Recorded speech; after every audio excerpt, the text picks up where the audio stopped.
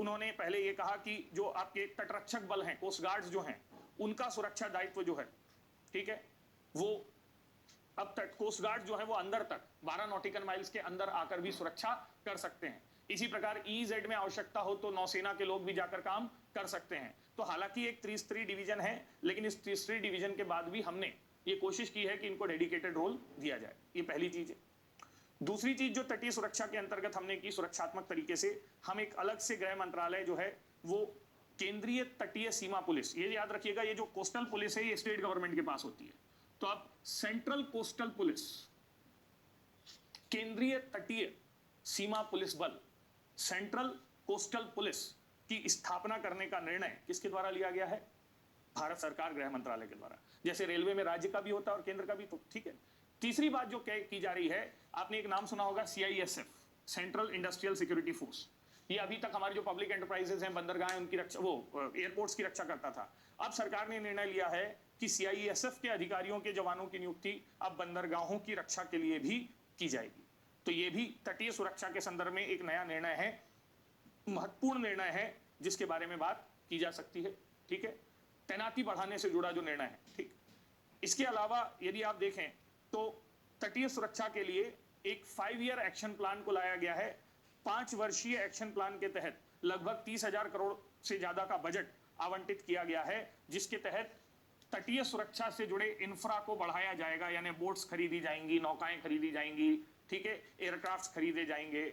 इन सब के लिए आप ये बता सकते हैं कि ये काम किया गया है। इंफ्रास्ट्रक्चर को बढ़ाने की क्या की गई है? कोशिश की गई है, ठीक। अब तटीय सुरक्षा के अंतर्गत यहीं पर हमने कहा है, अंडमान और निकोबार में हमने एक कौन सी कमान बनाई है? संयुक्त कमान, ज्वाइंट कमान की स्थापना की गई है अंडमान और निकोबार में। इस संयुक्त कमान के माध्यम से, क्लियर है, तीनों सेनाओं को अंडमान निकोबार की सुरक्षा से जोड़ दिया गया है। तो ये सब आपकी सुरक्षात्मक रणनीति का हिस्सा होंगे, ठीक। अब देखिए, जब हम तकनीक का प्रयोग करेंगे सुरक्षा के अंतर्गत, तो इसमें क्या किया जाएगा? इसमें यह कहा गया है कि इसरो लगभग 1000 ट्रांसपोंडर सैटेलाइट में लगे हुई वो यूनिट होती हैं जो देखने के काम आते हैं, है ना। तो लगभग 1000 ट्रांसपोंडर्स निगरानी के लिए, तटों की निगरानी के लिए इसरो द्वारा लगभग 1000 ट्रांसपोंडर तटीय इलाकों की निगरानी के लिए सरकार को दिए जाएंगे, जिससे 20 मीटर तक की जो नौकाएं होती हैं उनकी निगरानी की जाएगी। क्योंकि हुआ ये था कि इन्हीं नौकाओं से होकर जो बंबई हमले के आरोपी थे, जो संसद हमले के आरोपी थे, वो क्या आए थे? भारत आए थे, यहां अरेबियन सी से। तो 20 मीटर तक की नौकाओं की निगरानी की जाएगी, ठीक है। ये कहा जा रहा है कि इन नौकाओं को जीपीएस से जोड़ा जाएगा। जीपीएस हमारा खुद का सिस्टम है, Indian regional navigation satellite system.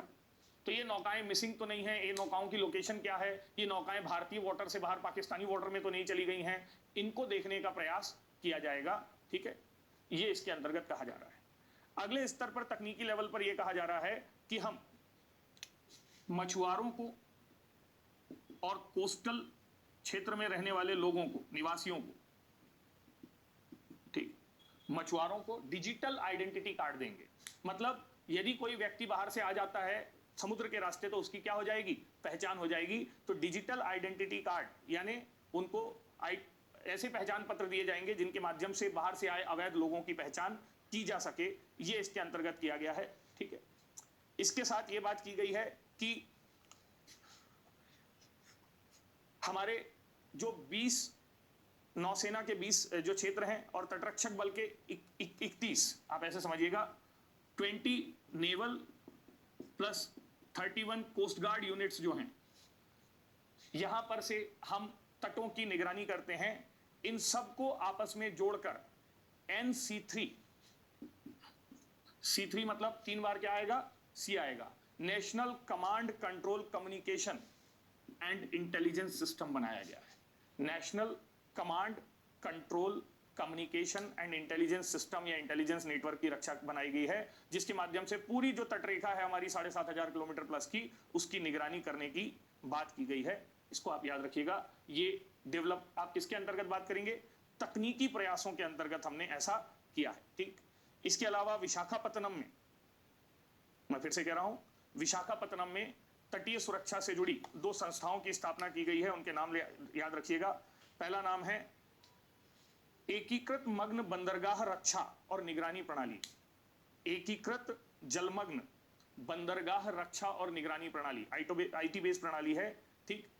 एकीकृत जलमग्न बंदरगाह रक्षा और निगरानी प्रणाली, और दूसरा है मरीन वॉर डाटा सेंटर, ठीक है, या सुरंग युद्ध डाटा सेंटर। तो विशाखापत्तनम में यह प्रणाली की स्थापना की गई है, इसको आप याद रखिए, ठीक है, जिसके तहत हम तकनीकी पैमानों पर या तकनीकी तरीकों से रक्षा करने की कोशिश कर रहे हैं, ठीक है। ये सारे तकनीकी उपायों के अंतर्गत आएंगे, जिसमें सैटेलाइट वगैरह का प्रयोग हमने बताया, ठीक। हाँ, सुरक्षात्मक में एक प्रयास और कर सकते हैं आप, सागर प्रहरी बल, जैसे नक्सलवाद से लड़ने के लिए कोबरा बटालियन है, वैसे जो विशेष रूप से पब्लिक एंटरप्राइजेस की रक्षा की जाए करने के लिए है, सामरिक प्रतिष्ठानों की रक्षा करने के लिए है, बंदरगाह हैं, रिफाइनरीज हैं, नौसैनिक अड्डे हैं, नाभिकीय प्लांट हैं, इनकी रक्षा करने के लिए एक स्पेशलाइज्ड बल बनाया गया है, जिसे नाम दिया गया है सागर प्रहरी बल। ये याद रखिएगा, ठीक है, सागर प्रहरी बल, इसको नाम याद रखिएगा। इसके अलावा अंडमान निकोबार में आईएनएस कुहासा, ये सब फैक्ट्स हैं बहुत सारे, आप जितने याद रख पाए। आईएनएस कुहासा नाम का एक एयरबेस बनाया गया है, ठीक है, एयरबेस बनाया गया है। ये भारत का तीसरा नौसैनिक हवाई अड्डा है, यह नौसैनिक सुविधा से जुड़ा केंद्र है, चौथा एयरबेस के तौर पर जाना जा रहा है, ठीक है। तो इस आईएनएस कुहासा की स्थापना, ठीक, शिवपुर नामक क्षेत्र में अंडमान निकोबार के की गई है, जिससे हमारी तटीय सुरक्षा मजबूत होगी, ऐसा कहा जा रहा है, या तटीय सुरक्षा से जुड़े मामले मजबूत होकर उभरेंगे, इसको आप बता सकते हैं, ठीक है। तो ये सारी चीजें आपको इसके अंतर्गत आएंगी। विकासात्मक मुद्दे में आप छोटी सी बातें बता सकते हैं कि हम बंदरगाहों के विकास के लिए, ठीक, सागरमाला परियोजना को चला रहे हैं, ठीक है। तो एक प्रोजेक्ट है बंदरगाहों के विकास से जुड़ा, जिसका नाम है कौन सा, सागरमाला परियोजना, इसके बारे में बता सकते हैं। इसके अलावा आप ये कह सकते हैं सेतु समुद्रम परियोजना चलाई जा रही है दोनों तटों को जोड़ने के लिए, हालांकि ये परियोजना बंद हो गई है, तो इसका उल्लेख कर सकते हैं, तटीय विकास से जुड़ा सेतु समुद्रम परियोजना, ठीक। इसके अलावा तटीय क्षेत्रों में एक्सपोर्ट हाउसेस का निर्माण किया जा रहा है, निर्यात केंद्र या एक्सपोर्ट हाउस बनाए जा रहे हैं, इसको आप विकासात्मक रणनीति के अंतर्गत बता सकते हैं, ठीक है। कूटनीतिक की जब बात की जाएगी तो हमने संयुक्त नौसेना अभ्यास किए हैं कई देशों के साथ हिंद महासागर में, हम तो चीन, सिंगापुर, श्रीलंका, इन सब के साथ नौसैनिक अभ्यास, ठीक है, किए जाते हैं। आई थिंक जनवरी 2019 में सी विजिल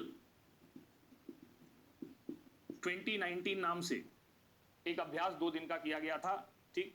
ये बेसिकली ये दिखाने के लिए था कि समुद्री रास्ते से यदि हम पर हमला होगा तो हम उसकी रक्षा करने में या उसका जवाब देने में कितने सक्षम हैं, कितने परिपक्व हैं, इसको बताने के लिए ये काम किया गया, ठीक है।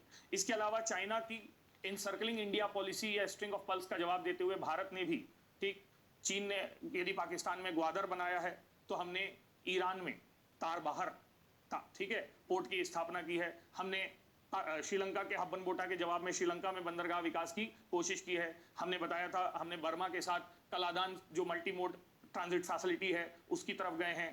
तो हमने भी ये कोशिश की है कि यदि चीन तटीय क्षेत्रों में अपने देशों के साथ या अपने मित्र देशों के साथ महत्वपूर्ण काम कर रहा है तो हम भी अपने तरीके से हिंद महासागर में अपना प्रभाव बढ़ाएं। आपको पता होगा कि मोदी जी ने अपनी दूसरी टर्म जब शपथ ली थी तो उन्होंने बेसिकली तटीय देशों को फोकस करते हुए बिम्स्टेक, ये एक संगठन है, पहले ये देशों के नाम पर था, अब ये बे ऑफ बंगाल इनिशिएटिव से जुड़ता है जो सोशियो इकोनॉमिक टेक्निकल कोऑपरेशन से जुड़ा है। और एक संगठन और है जिसको मोदी जी ने जिंदा करने की कोशिश की है, जिसका नाम है IO Rim, Indian Ocean Rim या हिम तक्षेश, हिंद महासागर तटीय क्षेत्रीय संगठन। तो इन संगठनों के माध्यम से हम ये कोशिश कर रहे हैं कि हम प्रभावी तरीके से हिंद महासागर में अपनी उपस्थिति को दर्ज करवा सकें या हिंद महासागर, ठीक है। जब चीन द्वारा मालदीव संकट के दौरान जहाजों को भेजा गया था तो भारत ने भी अपने 10 से ज्यादा जहाज, तो हिंद महासागर के तटीय देशों पर, द्वीपीय देशों पर चीनी रणनीति का जवाब देने के लिए हम काम कर रहे हैं। चाहे श्रीलंका में अपने इच्छा अनुरूप सरकारों की स्थापना हो, चाहे मालदीव में मित्र सरकारों की स्थापना हो, तो वहां पर भी हमारे द्वारा काम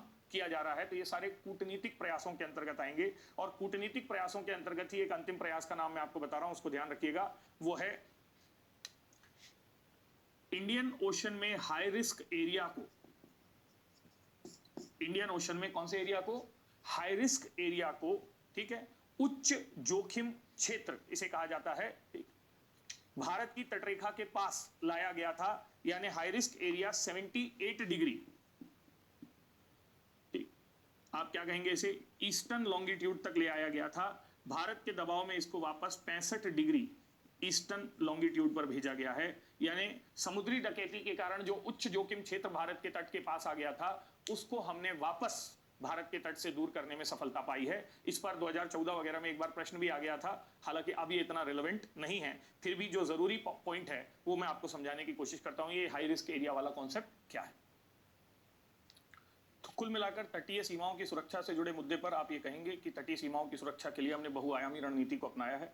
जैसे स्थलीय सीमा में आपने कहा था कि हम कारगिल के बाद जागे, तो वैसे ही आप कहेंगे कि भारत में जलीय सीमाओं की सुरक्षा का विचार 2008 के मुंबई हमले के बाद सबसे ज्यादा मुखर होकर सामने आया। और 2008 में 26 नवंबर 2008 आई थिंक, जब मुंबई पर हमला हुआ और इसके लिए तटीय मार्ग से आतंकियों ने आने के लिए मार्ग का प्रयोग किया, तब भारत सरकार ने एक कॉम्प्रिहेंसिव कोस्टल सिक्योरिटी सिस्टम यानी व्यापक तटीय सुरक्षा योजना को प्रस्तुत किया था।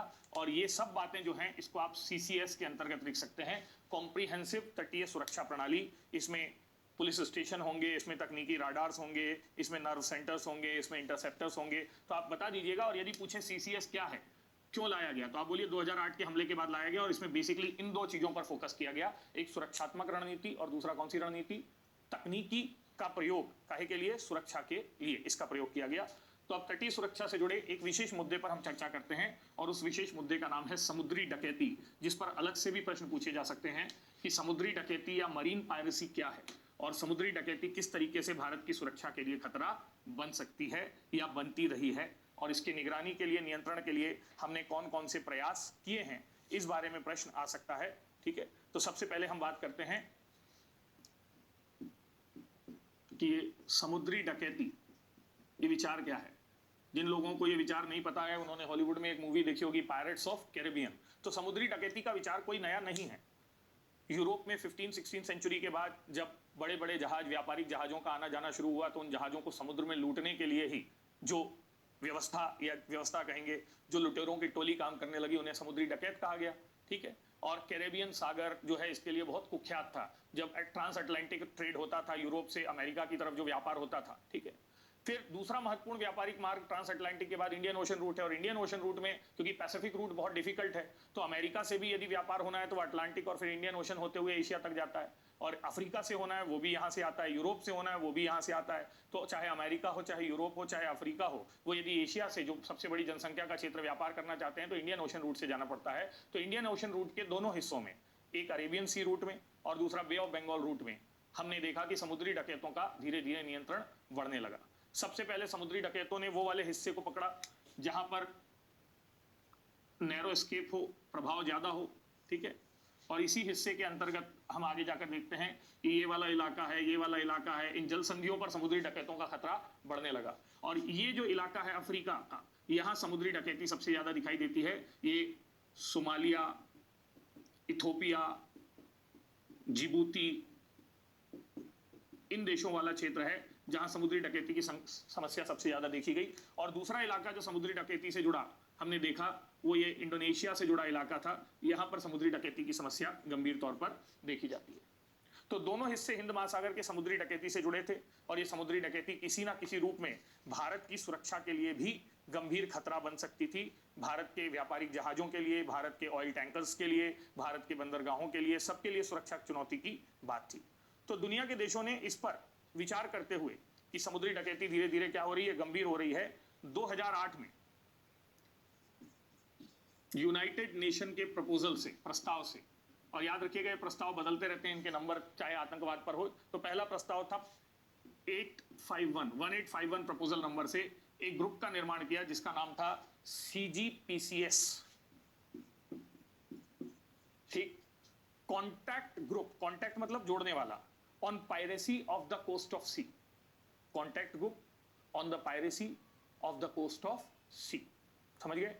इस ग्रुप का में सिंध महासागर के तटीय देश शामिल किए गए जिनको समुद्री डकैती से जुड़ा क्या था, खतरा था, ठीक।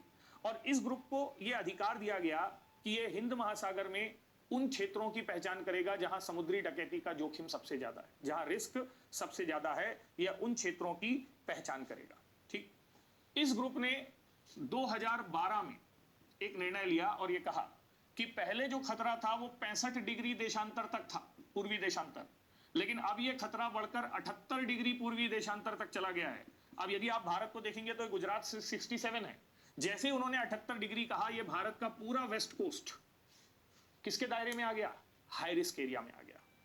अब हाई रिस्क एरिया में आ गया तो बेनिफिट ये रहा कि अब दुनिया भर के देशों ने कहा कि पूरा हिंद अरब सागर दायरे में आ गया है, तो भारत सहित देशों ने मिलकर ज्वाइंट ऑपरेशंस चलाकर यहां से समुद्री डकैतों को भगाने का काम किया।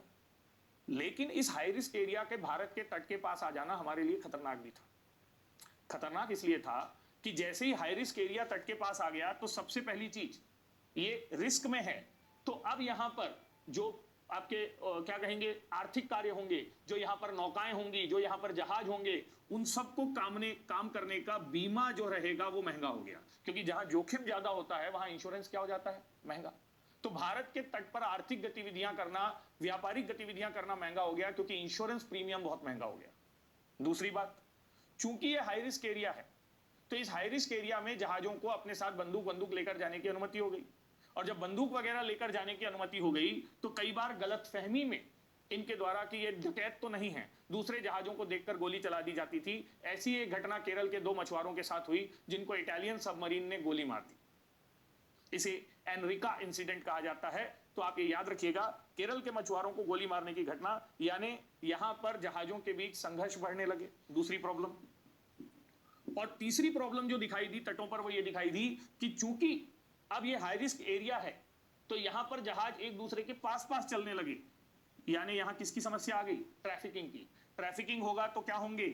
एक्सीडेंट होंगे। एक्सीडेंट होंगे तो फिर क्या होगा? बीमा जारी करना पड़ेगा, और बीमा और महंगा हो जाएगा। और इस तरीके से भारत ने ये कहा सीजीपीसीएस ग्रुप में कि भाई ये आपने जो हाई रिस्क एरिया को बढ़ाया है, ये कहीं ना कहीं हमारी सुरक्षा को आर्थिक और सामरिक दोनों तरीकों से चुनौती देता है, और अब जब हम लगातार प्रयास करते हुए समुद्री डकैती पर लगाम लगा लिए हैं, तो इसको पीछे वापस किया जाना चाहिए। जब भारत ने लगातार दबाव बनाया तो दिसंबर 2015 में, 2012 में घोषित हुए थे, इसको वापस यहां से यहां ले जाया गया। यही मैंने अपने कूटनीतिक प्रयासों में बतलाया था, यानी हाई रिस्क एरिया वापस 78 से 65 पर चला गया, और जब 65 पर चला गया तो ये भारत के ईईजेड से कहां हो गया? बाहर हो गया। अब हम वहां तक जाकर सुरक्षा करें वो बात अलग है, लेकिन अब हम हाई रिस्क जोन में नहीं आते हैं।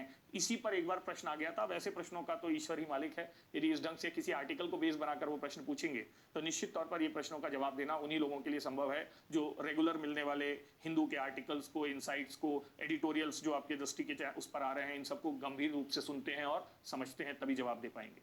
ठीक, तो आप ये समझिए कि भारत ने समुद्री डकैती की समस्या से लड़ने के लिए क्या क्या किया है, यदि पूछा जाए तो आप नोट करिएगा कि पहला काम जो हमने किया है कि हम सीजीपीसीएस समूह का सदस्य बने हैं।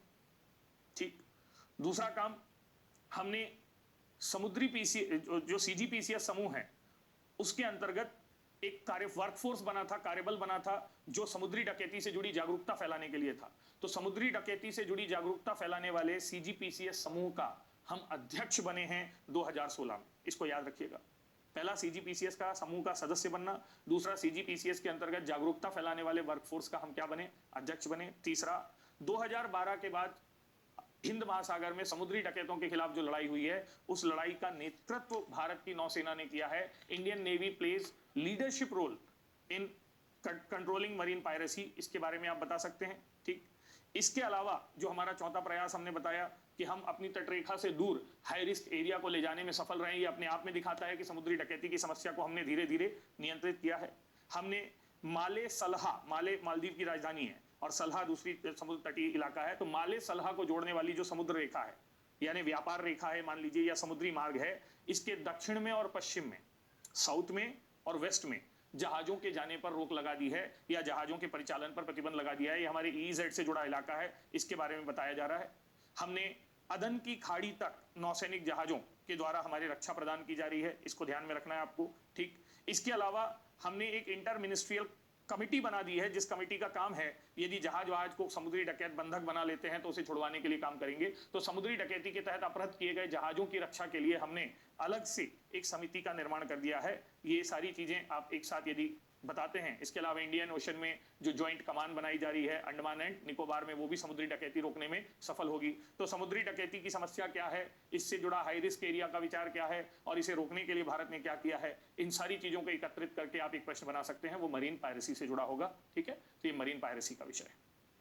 तो अब तक हमने ये देखा कि भारत की बॉर्डर मैनेजमेंट से जुड़ी चिंताएं मूलतः लैंड बाउंड्री और वाटर बाउंड्री से ही जुड़ेंगी। लेकिन जैसा कि हमने कहा कि in modern war scenario air boundaries are equally important. तो एयर बाउंड्रीज से जुड़ी सुरक्षा चिंताएं किस रूप में दिखाई दे सकती हैं भारत के संदर्भ में, वैश्विक संदर्भ में, वो अब हम जानने की कोशिश करेंगे। तो हमारा टॉपिक हुआ एयर बाउंड्री, और एयर बाउंड्री की परिकल्पना दो अर्थों में ली जाती है। एक क्षैतिजिक यानी हॉरिजॉन्टल, ये हमने बताया था आपको, एयर बाउंड्री, और दूसरी ऊर्ध्वाधर यानी वर्टिकल एयर बाउंड्री। क्षैतिजिक एयर बाउंड्री से तात्पर्य है कि आपकी वायु सीमा का विस्तार लैंड और वाटर में कहां तक जाता है। तो ये कहा जाता है कि all land plus sovereign water, ये जो है ये आपकी हॉरिजॉन्टल एयर बाउंड्री है, यानी यहां तक के वायु क्षेत्र पर आपकी संप्रभुता होगी, यहां तक के वायु क्षेत्र में आपकी अनुमति के बिना कोई विमान, ठीक है, या कोई भी आकाशीय गतिविधि नहीं की जाएगी, उसका अतिक्रमण नहीं किया जाएगा। वर्टिकल एयर बाउंड्री का मतलब लैंड और वाटर से नहीं है। वर्टिकल एयर बाउंड्री का मतलब है कि आपके, ठीक, आप ये कहेंगे स्थल से कितनी ऊंचाई तक आपकी एयर बाउंड्री जाती है। और ऊंचाई तक देखने के लिए हमने बताया था कि यदि ये अर्थ है तो यहां से 100 किलोमीटर की ऊंचाई पर एक कर्मन रेखा को खोजा गया है, और इस कर्मन लाइन को वर्टिकल एयर बाउंड्री की तरह परिभाषित किया गया है। Karman line is defined as the vertical air boundary, जो हमने कहा था कि मीजोस्फीयर के ऊपर आयनोस्फीयर की शुरुआत तक जाती है, जिसे कर्मन रेखा कहते हैं।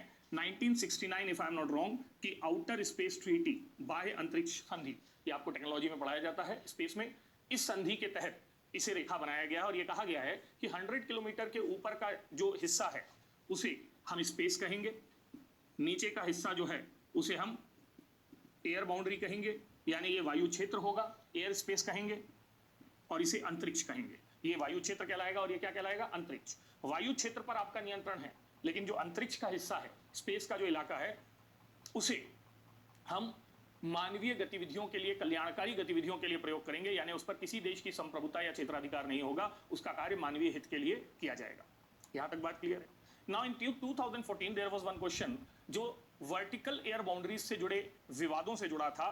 वर्टिकल एयर बाउंड्रीज में यदि प्रश्न को एग्जैक्टली पढ़ पाऊं तो आप देखिएगा, उसमें लिखा था कि अंतर्राष्ट्रीय नागर विमानन नियम सभी देशों को अपने भूभाग के ऊपर एयर स्पेस पर पूर्ण और अनन्य प्रभुता देते हैं, यानी international civil aviation rules give complete sovereignty to the country over their air space. तो इस संदर्भ में आप आकाशीय क्षेत्र से क्या समझते हैं, और आकाशीय क्षेत्र के प्रयोग के संदर्भ में कौन कौन सी चुनौतियां और खतरे इस समय दिखाई दे रहे हैं।